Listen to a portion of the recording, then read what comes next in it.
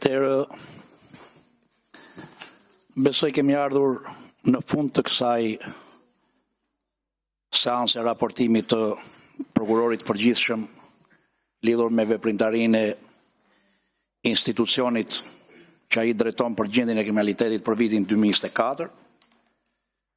Ka qenë një raportim i gjatë, edhe unë dua ta falenderoj prokurorin e përgjithshëm për raportimin, por shfrytëzoj rastin që nëpërmjet tij të përgëzoj edhe gjithë armatën e prokurorëve në Shqipëri për volumin e punës që përballojnë çdo ditë në luftën kundër kriminalitetit, sepse nëse jam i saktë në shifrat, se ngaherë shifrat edhe ngatrojnë, janë 61.167 materiale që janë referuar në organin e prokurisë, nga të cilat 47.576 janë ngritur në nivelin e një vepre penale. Pra është një volum pune që me gjithë sfidat dhe vështirësitë që ka sot sistemi, është përballuar nga kjo trup prokurorësh, edhe unë mendoj se meritojnë përgëzime dhe respekt për punën që bëjnë, me gjithë problemet që ka sistemi. Tani edhe nga raportimi i prokurorit përgjithshëm, del qartë që fryma e reformës në drejtësi dhe arkitektura e institucioneve të reja është ndërtuar e tillë që pa bashkëpunimin institucional ndërmjet organeve të reja të sistemit të drejtësisë, por dhe të sistemit të drejtësisë me të dy pushtetet e tjera, nuk mund të realizojmë me sukses misionin e vet. Çdo gjë është ndërtuar mbi këtë filozofi të reformës. Nuk mund zgjidhen vetëm as çështjet e infrastrukturës, pra të akomodimit të prokurorëve në kushte optimale dhe normale pune për të ushtruar funksionet e tyre, por nuk mund zgjidhen vetëm as dhe çështjet e adresimit ligjor aty ku duhet të ndërhyet. Siç prokurori i përgjithshëm këtu me të drejtë kërkoi një harmonizim të ligjit për arkivat me ligjin organik të prokurisë sa i takon trajtimit të çështjes së arkivave. Është problem ligjor dhe patjetër që duhet adresohet. U tha nga njëri nga kolegët e opozitës që kjo është tryeza ku ka vlerë të mbahet shënim çdo gjë. Sigurisht jam dakord që në këtë tryezë duhen mbajtur shënim gjitha gjërat. Dhe është vlerë e kësaj tryeze edhe qëndrimet mos pajtuese që mund të kemi edhe për procesin e kodit të ri penal. Por ama ne sot këtu nuk përfaqësojmë thjesht dhe vetëm qëndrimet tona si jurist, sepse për te funksionet që mbartim kemi edhe qëndrimet tona si jurist. Është ajo shpreha e famshme që një jurist 2 mendje, 2-4 mendje. Por institucionet duhet të ngrihen në nivelin e përgjegjësisë që kërkon kushtetuta dhe ligji, aq më tepër organet e drejtësisë, sepse janë agjensitë zbatimit ligjit, janë konsumatorët e ligjit, por janë dhe kontributorët e ligjit njëkohësisht.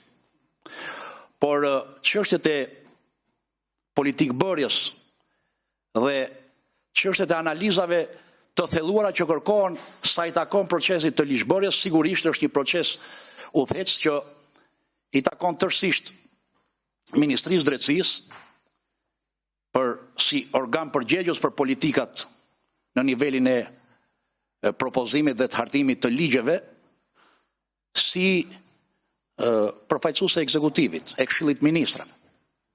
Sepse në fundit është qeveria ajo që është mandatuar nga qytetarët shqiptar edhe për të patur një vizion të qartë se ku jemi dhe se ku duam shkojmë.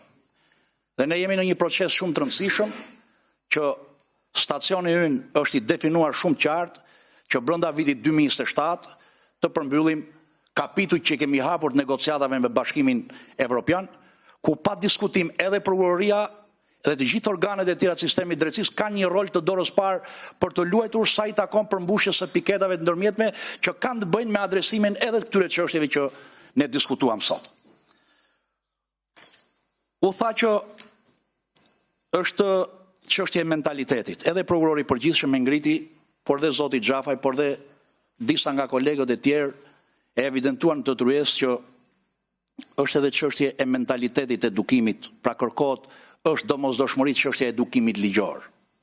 Reforma në drejtësi vitin tjetër bën 10 vjet dhe sigurisht bashkohem me mendimin që s'ka reformë perfekte, s'ka ligje perfekte, sepse po t'ishte kështu, nuk do ishte nevoja për të ndërhyrë her mbas here me ndryshime në ligjet saktuara, jo vetëm të reformës në drejtësi, por edhe në ligjet saktuara që le të themi disiplinojnë edhe jetën dhe veprimtarinë e organeve të tjera në shtet.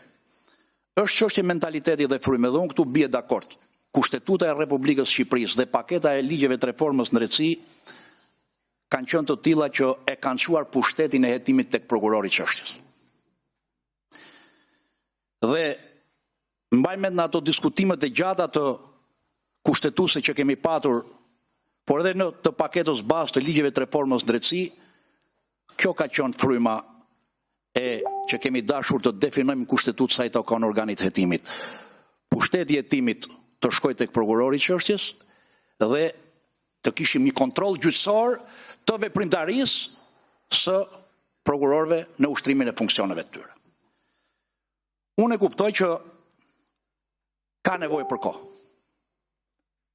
Përtej edhe ndryshimeve ligjore që do duhet që ne t'i marrim nga ju, zoti prokurori i përgjithshëm, që përfaqësoni dhe trupën e prokurorëve, t'i marrim këto kërkesa, këto ekzigjenca, këto shqetësime që ju keni, dhe sigurisht do duhet trajtohen në një proces bashkëpunimi dhe ndërveprimi. Por ama do duhet punojmë gjithë për ta transformuar këtë mentalitet, sepse nuk është çështje ditësh, do kohën e vet, për ta zbritur frymën e kushtetutës dhe të ligjit, por edhe të kodit tek prokurori i hetimit. Ndoshta ka nevojë të krijohet dhe praktika e durë hetimore dhe gjyqësore. Edhe kjo do kohën e vet. Sepse dhe gjykatat në substancë kanë një rol për të luajtur në këtë proces. Nuk është thjesht dhe vetëm tërësisht përgjegjësi e prokurorëve edhe ato probleme që dolën sot. Se në fundit prokurori heton, mbledh faktet, mbledh provat, por shkon përpara një gjykate. Prokurori është palë në proces. Kështu që është çështje kohe, por do duhet ta shohim edhe ne me një sy tjetër. Nuk do duhet ta shohim thjesht dhe vetëm si çështje kompetencash, por edhe si çështje e një vullneti për ta shtrirë deri në fund atë çka ne projektuam me reformën në drejtësi këtu e 10 vjet përpara. Unë nuk dua të zgjatem më tepër. Sigurisht që edhe çështjen që ju i bët kodit të ri penal është koha dhe mundësia që gjitha palët bëhemi kontributor në këtë proces, edhe ne si dy komisione, edhe ligjvënësi, edhe qeveria, edhe agjencitë e zbatimit ligjit, sepse nuk po kërkojmë të bëjmë një kod të ri penal për njërën palë apo për palën tjetër, po kërkojmë të bëjmë një kod të ri penal, i cili për shumë arsye që nga 1995 e largët që kishte si bazë kushtetuese ligjin për dispozitat kryesore kushtetuese dhe më vonë Kushtetuta e Republikës Shqipërisë u miratua me referendum vitin 1998, por edhe praktika e pasur hetimore, gjyqësore, por edhe praktika e Gjykatës Europiane të Drejtave të Njerëzit do duhet gjejnë reflektim në një, ky është mendimi im, në një tekst, në një draft të ri të kodit penal. Sigurisht edhe reflektimi atyre direktivave të Bashkimit Evropian është domosdoshmëri, është kërkesë, por të gjitha palët në këtë proces do të duhet ndërveprojmë. Mund të kemi qëndrime të kundërta për shumë gjëra, por në fund të fundit ne jemi këtu, ju jeni atje për të dhënë zgjidhje dhe adresim gjitha këtyre problemeve. Nëse në përfundim të këtij procesi do të dominojë ideja që nuk ka nevojë për një projekt të kodit të ri penal, edhe pse analizat janë gjatë aty, sepse është një proces që fillesat e vetë i ka që në vitin 2019, dhe mund të shkohet në konkluzionin tjetër që mund ndërhyet me ndryshime thelbësore në tekstin e kodit penal ekzistues. Por kjo do duhet të jetë produkt i një tryeze të gjerë, gjithë përfshirëse, sepse nga debatet, nga raja e mendimeve, nga diskutimet, nga opinionet, nuk i vjen e keqa këtij procesi, përkundrazi është vlerë e shtuar për këtë proces. Ndaj unë dua të falenderoj dhe kolegët, deputet sot, si në të gjitha dëgjesat në fakt, për përfshirjen e tyre aktive në diskutimin e këtyre problemeve, se në instancë të fundit është përgjegjësi e kuvendit adresimi në nivel ligjor i atyre sfidave dhe problemeve që ka sistemi. Dhe ne jemi të gatshëm ta ndërmarrim këtë sfidë, siç edhe kemi qenë koherent gjatë gjithë kohës